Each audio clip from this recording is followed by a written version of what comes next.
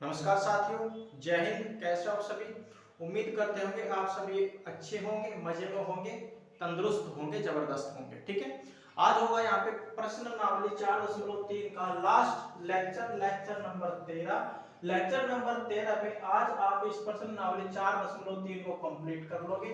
इसमें प्रश्न संख्या 9 और प्रश्न संख्या 10 सोल्व कराया जाएगा और इसी प्रश्न के साथ ये एक्सरसाइज कंप्लीट हो जाएगी, क्योंकि प्रश्नावली 4.3 में केवल 10 क्वेश्चंस दिए गए हैं। क्लियर है बात? तो आप लोग नोटबुक और पेन लेकर तैयार हो जाइएगा आज के इस लेक्चर 13 के लिए और प्रश्नावली 4.3 के लास्ट क्वेश्चंस के लिए। तो चलिए मेरे भाई शुरू करते हैं अब इस लेक्चर 13 को प्रश्न संख्या 9 के साथ। देखिए प्रश्न संख्या 9 दिया गया है यहाँ पे, मैसूर और बंगलुरु के बीच 132 किलोमीटर यात्रा करने में एक एक्सप्रेस रेलगाड़ी सवारी रेलगाड़ी से 1 घंटा कम समय लेती है। मध्य के स्टेशनों पर ठहरने का समय ध्यान में न लिया जाए।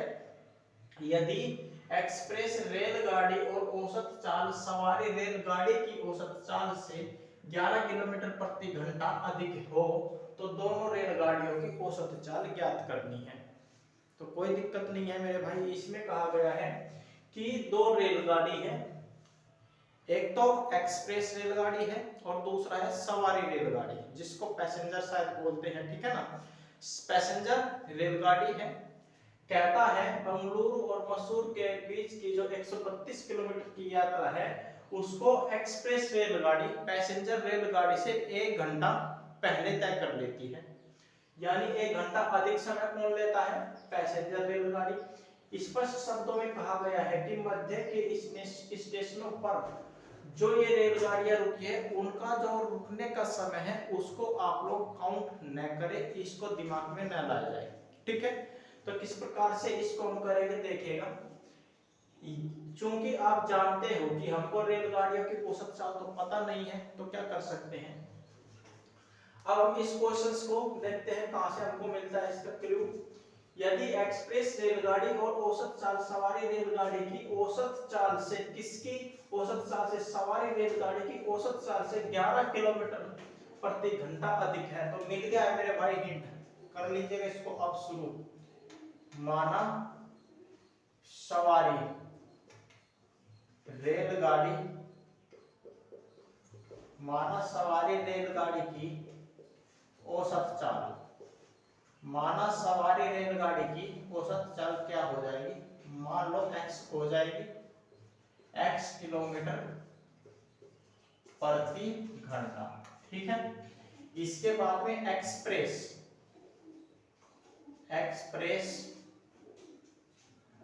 रेलगाड़ी, क्योंकि तो ये तो रेलगाड़ी दी गई है ना, एक्सप्रेस रेलगाड़ी की औसत चाल, एक्सप्रेस रेलगाड़ी की औसत चाल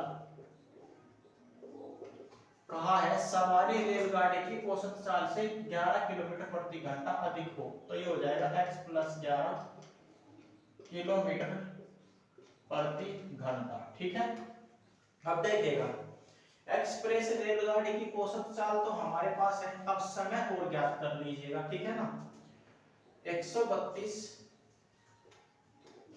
किलोमीटर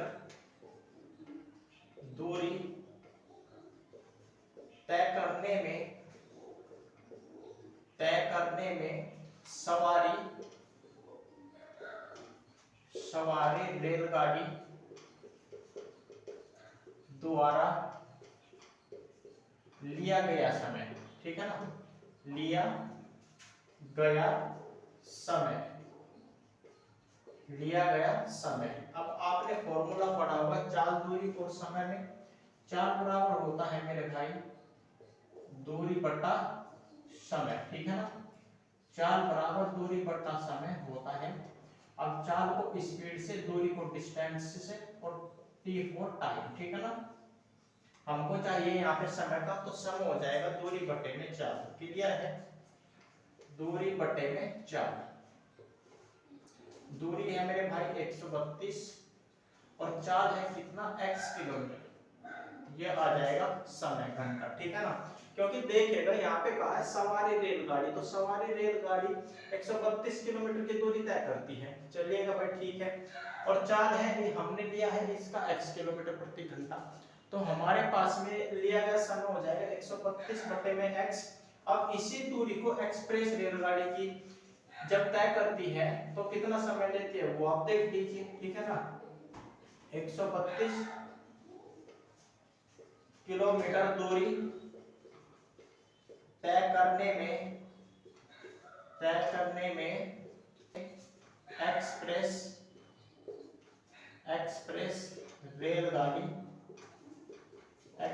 रेलगाड़ी द्वारा लिया गया समय, ठीक है ना। एक्सप्रेस रेलगाड़ी द्वारा लिया गया समय कितना समय लेती है, ये सूत्र हो जाएगा इसका दूरी बट्टे में चाल, ठीक है ना। दूरी है मेरे भाई 132, अब चाल है इसका कितना, चाल है x प्लस 11, ठीक है ना, x प्लस 11 एक्सप्रेस रेलगाड़ी का।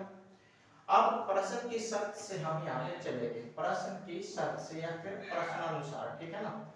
प्रश्नानुसार कहता है कि जो एक्सप्रेस रेलगाड़ी है वो सवारी रेलगाड़ी से 132 किलोमीटर की दूरी को तय करने में 1 घंटा कम समय लेती है।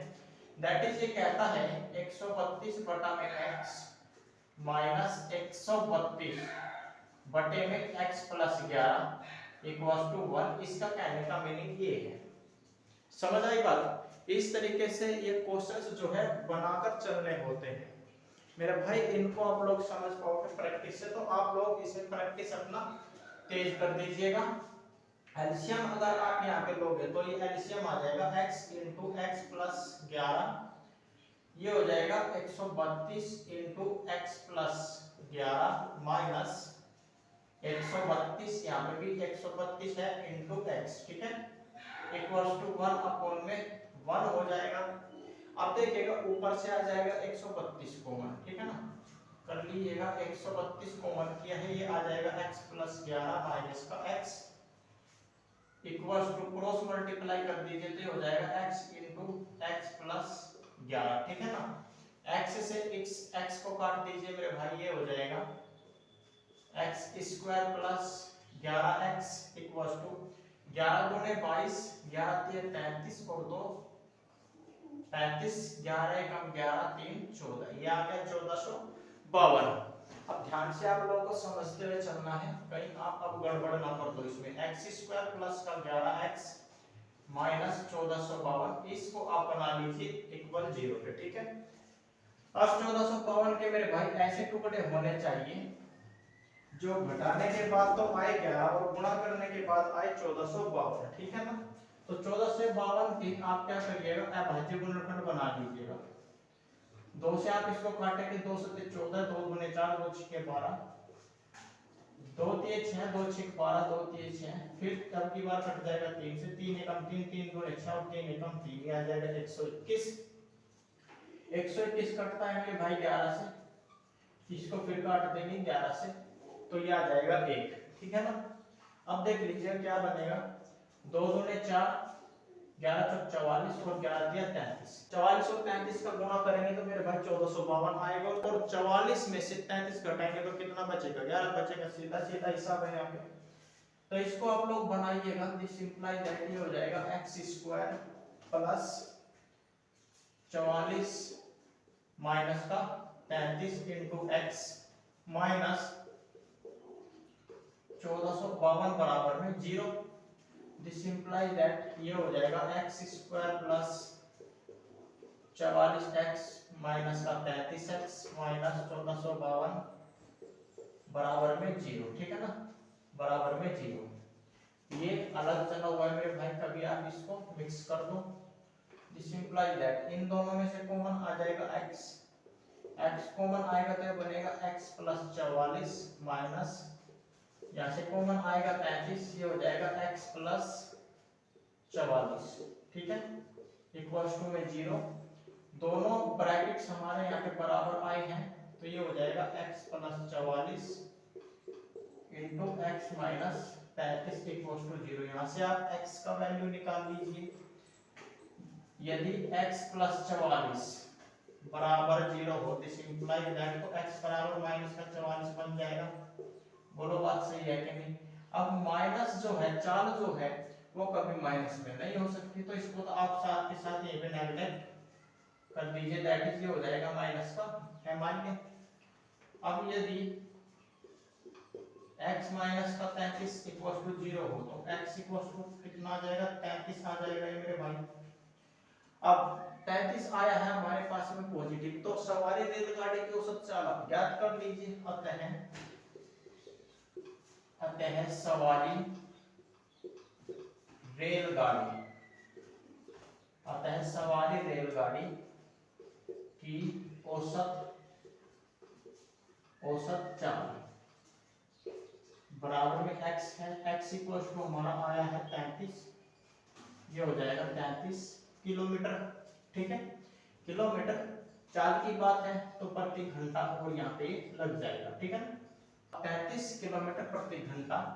इसी प्रकार से एक्सप्रेस, ठीक है ना, दो रेलगाड़ी है ना, एक है एक्सप्रेस एक है सवारी, तो एक्सप्रेस रेलगाड़ी की औसत चाल वहां पे बना हुआ है x प्लस 11 किलोमीटर प्रति घंटा। ठीक है ना, this implies that x equals to 33 रखिए प्लस 11 बराबर में आ जाएगा 44 किलोमीटर प्रति घंटा। समझ आए मेरे भाई बात? ये हो जाएगा इस क्वेश्चन नंबर 9 का फाइनली सॉल्यूशन, जिसमें दोनों रेलगाड़ियों की अलग अलग औसत चाल बूझी गई थी। ठीक है, तो आप लोग इसको नोट करिएगा, फिर हम सॉल्व कराते हैं आपको इस प्रश्नावली 4.3 का लास्ट क्वेश्चन जो होगा क्वेश्चन नंबर 10। आप एक बार इसको नोट करिए। चलिएगा, लास्ट क्वेश्चन आपके सामने क्वेश्चन नंबर 10। दो वर्गों के क्षेत्रफलों का योग 468 मीटर स्क्वायर है। यदि उनके परिमापों का अंतर बोलते हैं मेरे भाई घटाव को, अंतर 24 मीटर हो तो दोनों वर्गों की भुजाएं ज्ञात करनी है। कोई दिक्कत नहीं है, चलिएगा करिएगा इसको सोल्व। मान लेते हैं हम, माना दोनों वर्गों की भुजाएं, मान लेते हैं दोनों वर्गों की भुजाएं क्रम से है x व y है। मान लिया हमने चीज। इसके बाद में पहले परिमाप और क्षेत्रफल दोनों का जिक्र है, तो पहले वर्ग का परिमाप आप लोग ज्ञात कर लीजिए। परिमाप का फॉर्मूला होता है 4 इंटू भुजा। ठीक है ना, पहले जो वर्ग है उसका भुजा कितना है? उसका भुजा है मेरे भाई x, तो ये हो जाएगा 4x। क्लियर है? अब पहले वर्ग का क्षेत्रफल भी यहाँ पे साथ ही ज्ञात कर लीजिए। पहले वर्ग का क्षेत्रफल का फॉर्मूला जो होता है वो होता है भुजा का स्क्वायर। भुजा है मेरे भाई x, तो ये हो जाएगा x स्क्वायर वर्ग मीटर। ठीक है ना, वर्ग मीटर या फिर मीटर स्क्वायर भी इसको लिखा जाता है। यहाँ पे मीटर है मेरे भाई, इसको मीटर आप कर लीजिएगा। ठीक है, अब दूसरे वर्ग की बात करते हैं, क्योंकि दो वर्ग कहा है, तो दूसरे वर्ग का परिमाप हो जाएगा 4 गुणा भुजा हो जाएगी दूसरे वर्ग के लिए। यहाँ पे y इक्वल टू ये हो जाएगा 4y मीटर। अब दूसरे वर्ग का क्षेत्रफल जो हो जाएगा वो हो जाएगा फॉर्मूले से, भुजा का स्क्वायर होता है फॉर्मूला, तो अब भुजा है दूसरे वर्ग का y, ये हो जाएगा y स्क्वायर मीटर स्क्वायर या फिर वर्ग मीटर। ठीक है ना। हाँ, प्रश्न की शर्त से आप लोग देखिए, दैट इज प्रश्नानुसार हम यहाँ पे चलेंगे। कहता है कि दो वर्गों के क्षेत्रफलों का योग 468 मीटर स्क्वायर है। तो मेरे भाई पहले वर्ग का जो क्षेत्रफल है वो x स्क्वायर, दूसरे का है y स्क्वायर। इनका आप वर्ग कर दीजिए, x square plus y square वर्ग करके जोड़ दीजिए, क्योंकि कहा है क्षेत्रफलों का योग जो है वो 468 वर्ग मीटर है, यानी मीटर स्क्वायर है। ठीक है, कोई दिक्कत नहीं है। यहाँ पे आप 468 रखिएगा सुविधा के लिए। इसको आप कह दीजिए समीकरण नंबर 1। अब दूसरी जो शर्त दी गई है उसमें कहता है यदि उनके परिमापों का अंतर 24 हो, 24 हो तो दोनों वर्गों की भुजाएं ज्ञात करनी है। परिमाप कितना है? पहले वर्ग का परिमाप है मेरे भाई 4x, दूसरे का परिमाप है 4y। अंतर यहाँ पे कहा गया तो ये हो जाएगा 4x माइनस वाई बराबर में 24।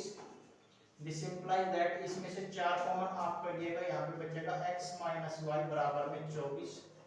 4 से 24 को काटेंगे 6 बार में तो ये आ जाएगा x माइनस वाई बराबर में 6। ठीक है, अब यहाँ से आप x का मान जो है y की फॉर्म में निकाल लीजिए, ये हो जाएगा y प्लस 6। ठीक है ना, यह आ जाएगा मेरे भाई समीकरण नंबर 2, आप इसको कह दीजिए।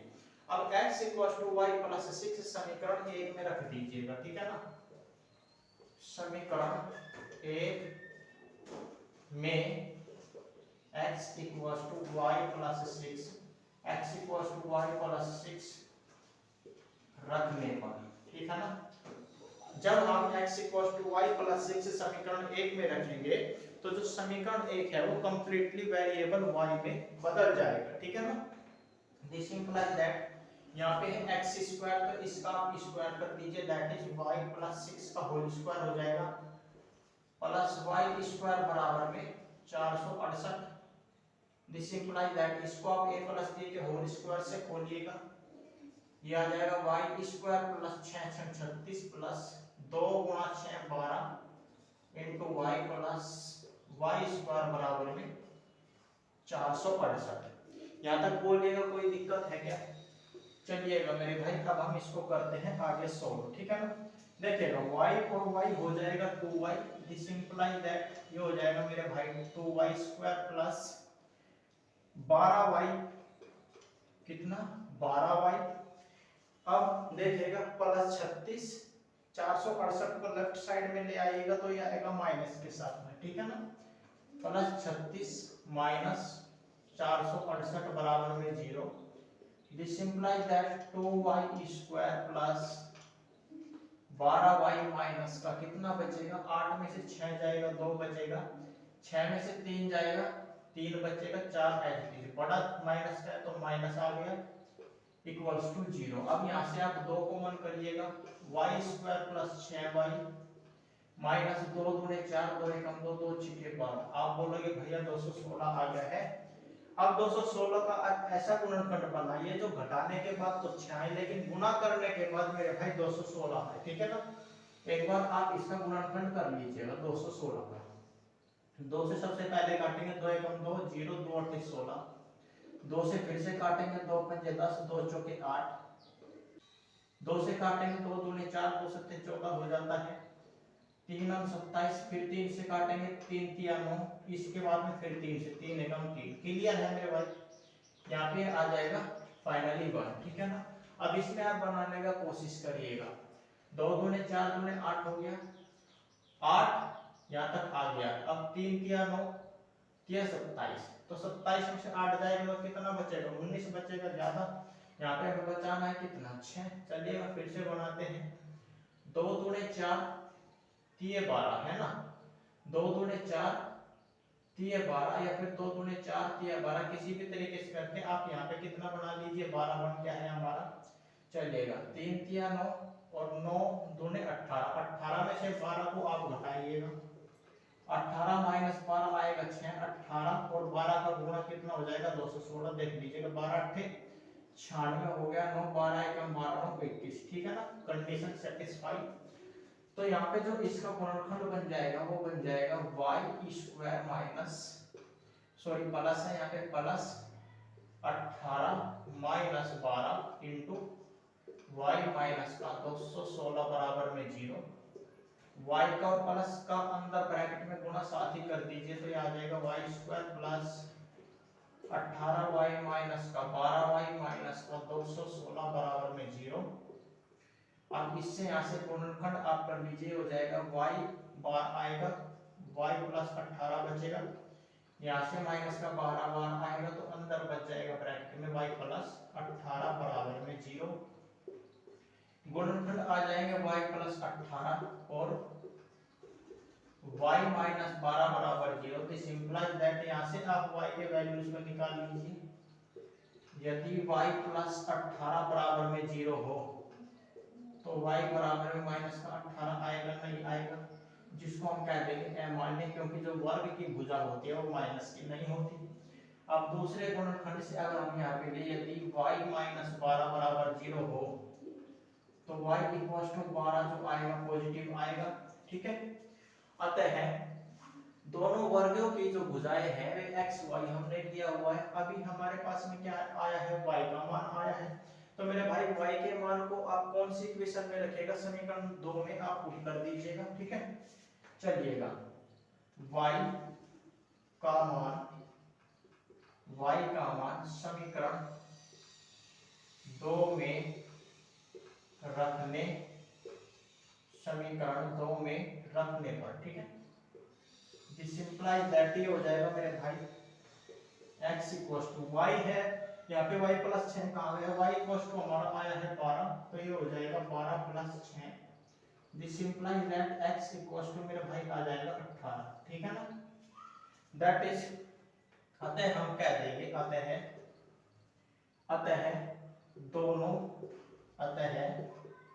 दोनों वर्गों की भुजाएं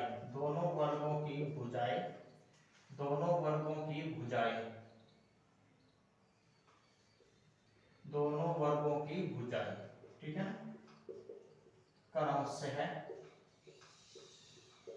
से है x और y दिया है हमने, तो x इक्वल्स तो हमारा आया है 18, दैट इज 18 मीटर, व y इक्वल्स टू है 12, ये हो जाएगा 12 मीटर है, ठीक है ना। ये हो जाएगा मेरे भाई इस लास्ट क्वेश्चन का सॉल्यूशन। दोनों जो वर्ग है उनकी भुजाएं आ जाएगी 18 मीटर और 12 मीटर, ठीक है। समझ आई बात? तो मेरे प्यारे भाइयों बहनों, ये था हमारा प्रश्नावली 4.3 का लास्ट क्वेश्चन। उम्मीद करते हैं कि ये आपको अच्छे से क्लियर हो गया होगा। अगर फिर भी आपका कोई डाउट रहता है तो आप उसको कमेंट सेक्शन में टाइप कर दीजिएगा, नेक्स्ट वीडियो में आप लोगों को उसका सॉल्यूशन मिल जाएगा। तो मेरे प्यारे भाइयों बहनों, आज के इस वीडियो में बस इतना ही। मिलते हैं अब नेक्स्ट वीडियो में, नेक्स्ट लेक्चर में, नेक्स्ट प्रश्नावली 4.4 के साथ। तब तक के लिए नमस्कार, जय हिंद, जय भारत।